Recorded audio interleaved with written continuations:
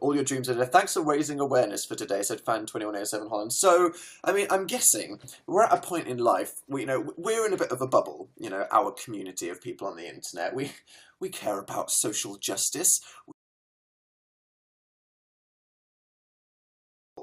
Our community of people on the internet. We care about social justice. We get jokes. We're probably good people. We're accepting. But not everyone in the world is like this. So, among us, I feel like I don't even need to say that we all know that mental health is something that needs to be taken seriously. Someone can have anxiety, they can have depression, they can have anorexia, they can have OCD, and even though these things aren't physical illnesses that you can see, they're invisible things that can really have a negative impact on people's lives. And shockingly, it's only recently, in the last few years, where people have even talked about this. Because you might not even remember a time when people didn't talk about anxiety as if it was something normal that lots of people get, which they do. Go back 10 years and no one talked about any of this. And if someone said like, oh, I have really bad anxiety, everyone would be like, weirdo, don't get that. What's that about? Strange. And the thing is, obviously, as we all know, we don't represent everybody. And we all probably know a lot of people in real life that still don't get it. And the point of days like today is to, raise awareness about it, to educate and inform people, to bust myths, and to make the world a better place. How can the charity help in the UK? Okay, I know, I'll explain this, Josh. So Young Minds in the UK, what they try to do, as well as, just generally raising awareness, literally, there's things like, because the UK has the NHS, the National Health Service, where people get free medical care, which is good, and every country in the world should definitely have that. Even though the NHS is amazing, the mental health services are underfunded. So if you're somebody that can't afford to, pay for your own private healthcare and you've got a mental health condition, sometimes you have to wait 6 months to see a specialist. And that's the kind of thing that's not good. And also, schools at the moment, they put so much pressure on exams and they stress people out. And it's making people sad. And generally in school, I think that schools should be more responsible for students' mental health because, someone like me, that, I wasn't a very intelligent young person. I was quite immature mentally when I was younger. My parents weren't very attentive and the school wasn't there for me. And there's so many people that fall through the cracks. So I think that there's a lot that charities can do to try and make our society more aware and there to help for people. There's some disturbing stats on their website.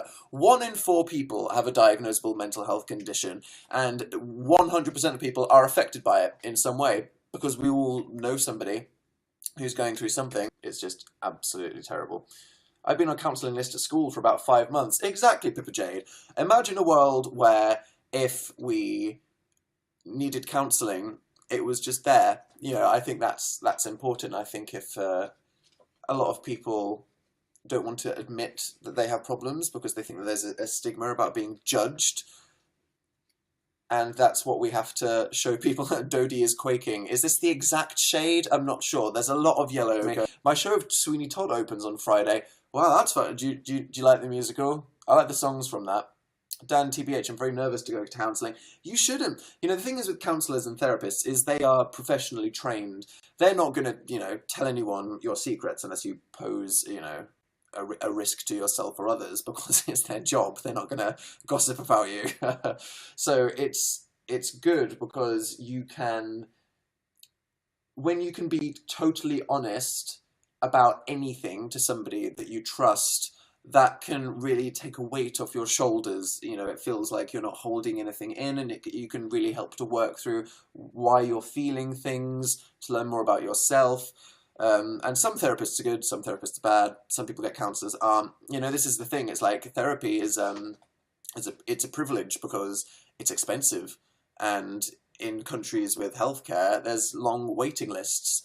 So these are the things that need to be better.